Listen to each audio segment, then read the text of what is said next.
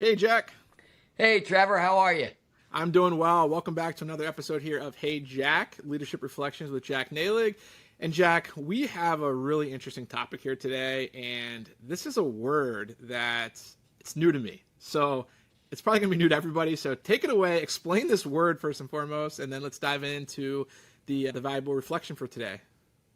Well, okay. Good morning again, Trevor. This is going to be a great episode. To your point, it's going to be maybe a short one, but it's on what would be generically thought of as training and development. But we're going to use the word developmentor today, sort of a hybrid word. We created this word, but let me give you the history of the word first, and then we'll move into the topic. So the history of the word goes like this.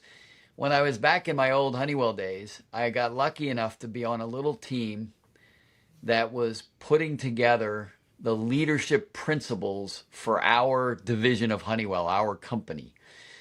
And it was a really impactful time for me. I was this young leader, and I was on this team with very seasoned leaders, and they led the way. I was just along for the ride. But we broke it down, leadership standards, into 6 or 7 leadership standards. And one of them we named Developmentor. And you can think about those two pieces and already get what it's about. And it's a leadership standard about the fact that you need to be doing development of your employees and yourself. And then you need to be, as a leader, involved in mentoring employees, future leaders, and be mentored yourself, right? So it's those two pieces. And we didn't want to break them in half back in the day and say they're two separate standards, development and mentoring. They were all related to leadership development. So we created this hybrid word called developmentor. And I've hung on to that word for many, many years, and I like it. It's a great little summary for me of this concept of needing to do your own personal development and developing people. And so anyway, that's what Developmentor's about. It's people's new word of the day. And so let's just take it in its two pieces, right? There's yourself, what you have to do as a leader, and then the others, those in your care. So let's do yourself, right? Bottom line on develop mentorship, you need to lead from the front. You need to be a role model for your employees in training and development. So what does that mean? That means every leader needs to commit to developing themselves so that they could become a better leader every day. If you think about it, you owe it to your team. Who would want to work for a leader who doesn't think they need to get better? So it's really important for your team. And then it depends. I mean, if you don't want to aspire to higher levels of leadership, that's fine. Then just make sure you're getting better for your team every day. But there's always these young aspiring leaders that always want to know how to become a VP or a president or whatever. Well, then this is part of their journey. They need to develop themselves so they can become whoever they want to be in their goals. So first and foremost, it's leading from the front. It's internalizing development of yourself in your career, and that's the big thing. And for yourself. Now, I would give 3 suggestions for leaders who want to develop themselves. And the first thing is check your ego at the door and do an audit, right? Look back at your career and see how much development you've done of yourself, right? Now, I'm going to rattle off all the stuff that I can remember I went through, and this is not meant to be egotistical in any way, but right out of college, started working, and then I worked on my MBA at night. So I got an MBA. That was development. You don't have to do that in today's day and age, but back in 45 years ago, that's what I did. And then I worked for Honeywell, and they actually had some great training programs for management. I went to an advanced program for managers. I went to an advanced program for directors and other leadership trainings that they offered. So I trained myself throughout my time at Honeywell. And so I also read lots of books on leadership. And anybody can do that today. Watch books, read books, watch podcasts like this one. So you're doing your own private development, right? The reading of the books is a private moment, just you by yourself and reflection on what your leadership journey. So the first thing is, I would say, audit yourself and be honest. How much are you really doing?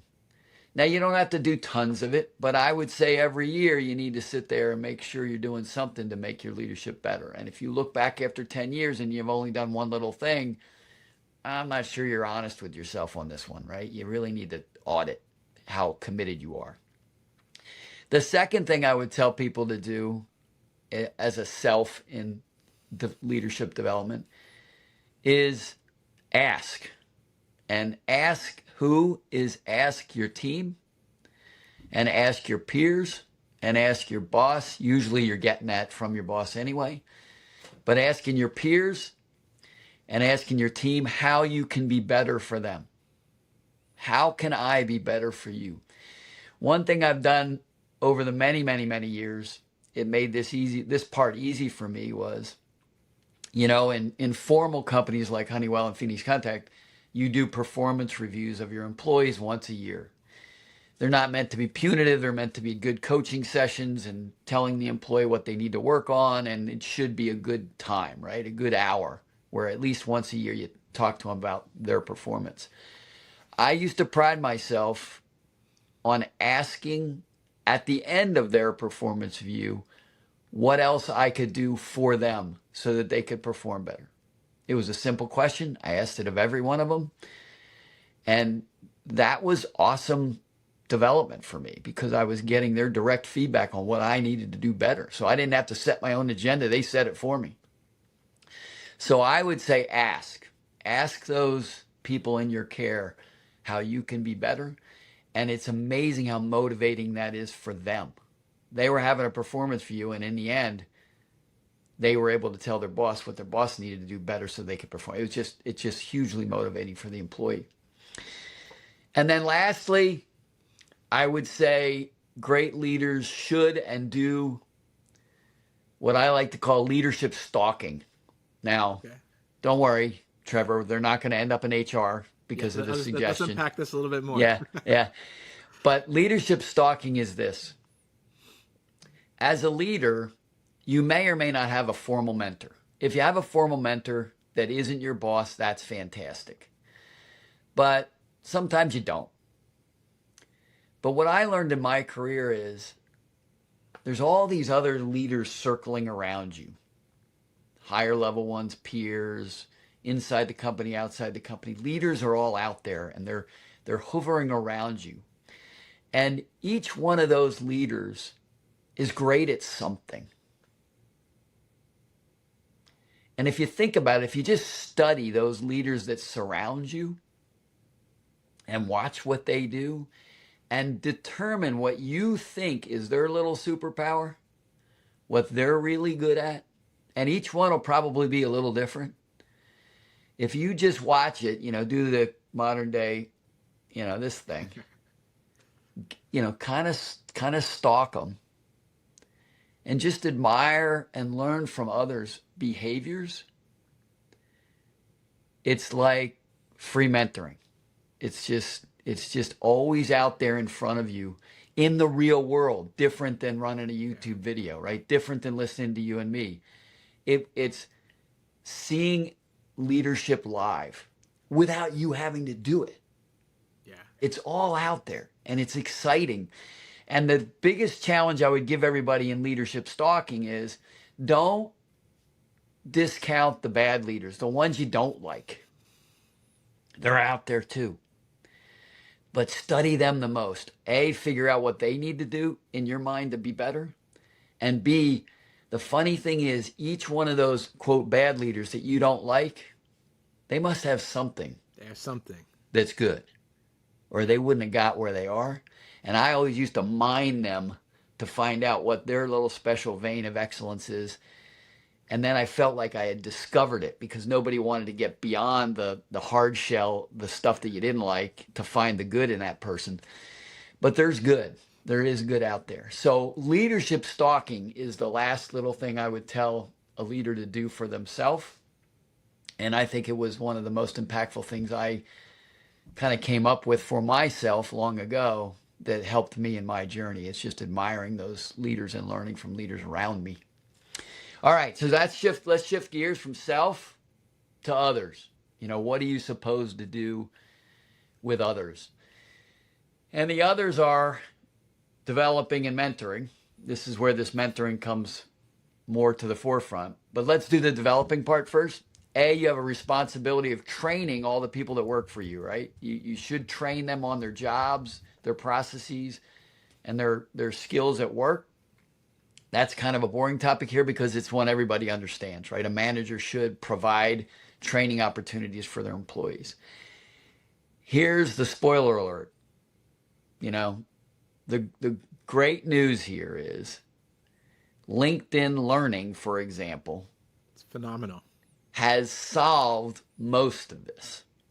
Now, what I skipped over and should have said first is the rule of thumb with others, people under your care and training, is it's their job to train themselves, not your job as a leader. Your job as a leader is only to help them along the way, but they need to initiate it. Training and development is the employee's responsibility. So here we're going to help them get trained. And the way it used to work is there had to be training dollars in your budget. If you wanted to send them a supervisory skills class, you had to find that class in your company or outside your company, spend some money, $500, $100, whatever, go take the class.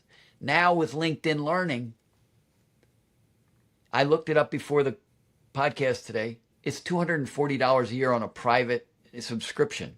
$240 for the year, and you have access to more tens of thousands of training modules. Yeah. There is no employee that could say today that they just can't get around to it, or it's too expensive, or my boss wouldn't budget it for me. And then companies can get these corporate licenses on LinkedIn Learning, and then it can be free to the employee. So let's stop. And, the first part is employees need to develop themselves. You need to only be there to encourage them and help them get to that point where they are training themselves. They're developing themselves as an employee with the skills they want. But then the mentoring part is what's next. You as a leader are part of a leadership team. And you have a bigger responsibility than your own leadership and your own team. If you're on the leadership team has to collectively develop the leaders of the future of that thing. 20, 30 years from now, when you're no longer in that company, some new leaders will be. But while you're there, your job is to help develop the leadership core, the leadership team. And you do that through mentoring. You should help other leaders with your experience and your encouragement. So that's the big one, that you need to be involved in mentoring.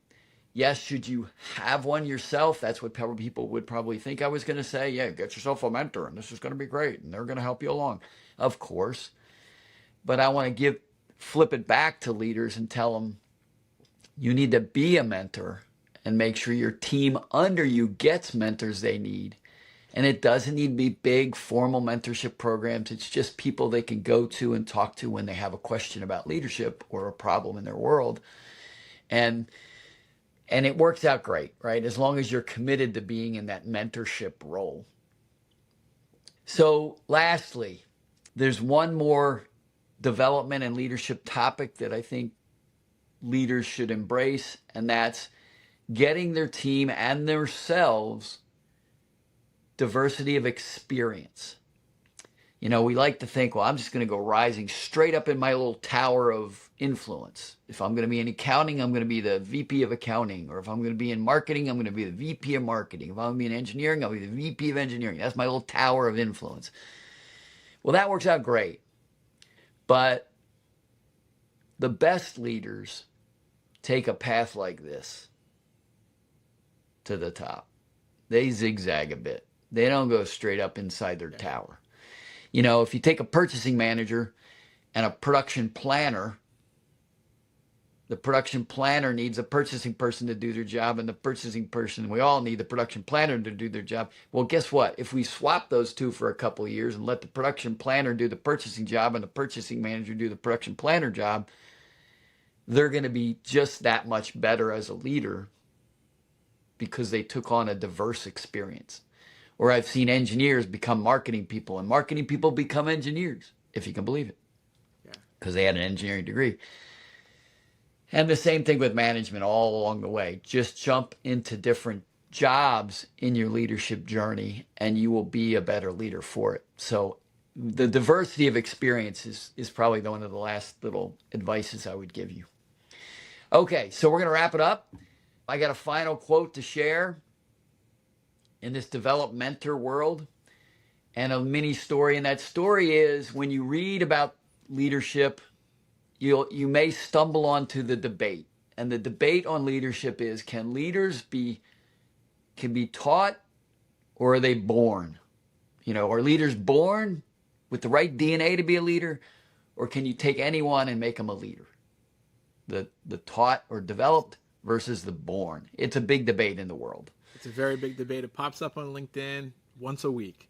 Once a week. So I saw a quote one time that completely answered this for me. And I'd like to share that with them today. And please Google it to find out who said it. I don't recall who said this quote, but I remember the quote. And that quote is, to answer that debate, leadership cannot necessarily be taught, but it can be learned. I love that. So I think that's the answer to the question. If you expect someone to teach you leadership, you got the wrong expectation. But if you want to learn leadership, it can be done. It can be done. That's it. Amazing quote. That's kind of all I have on leadership, on developmentorship today, Trevor, and I hope that's helpful. That was a incredible breakdown. That's why I didn't really say much. I was soaking it in here as well. And I want to, there's a quote that I constantly reflect on myself that I think goes hand in hand with your leadership stalking story there. And that is the quote is, success leaves clues. And I think that's always good to remember, because we can look at individuals and they're successful for some reason or another, and it's our job to kind of seek out those clues and kind of find out what that is, and then we can take that and apply it to ourselves as leaders. And you don't always have to take the whole bag. You can take the bits and pieces, I think, that you like. And I would say the second thing to showcase this is, you yourself, Jack, as a leader, you always have to be open-minded and always willing to be learning, developing yourself, and so forth. And this is true to form, because you and I, not long ago, you were on Amazon purchasing some books that I had recommended to you. I did. On the call, you're like, don't get off the call until I get the right one. And I think that's important. And I think that kind of fits in perfect here, where you're constantly developing yourself still. And then at the same time, selfishly, I'm using you as a mentor here, and you're mentoring me. And that fits that perfect. I love that word, Developmentor. So I'm going to start utilizing that as well. And hopefully others do as well. Super. So, with that said, thank you guys for listening, and we'll be back on the next episode with more reflections. Thanks, You bet. Jack. Take care of everybody. Go lead.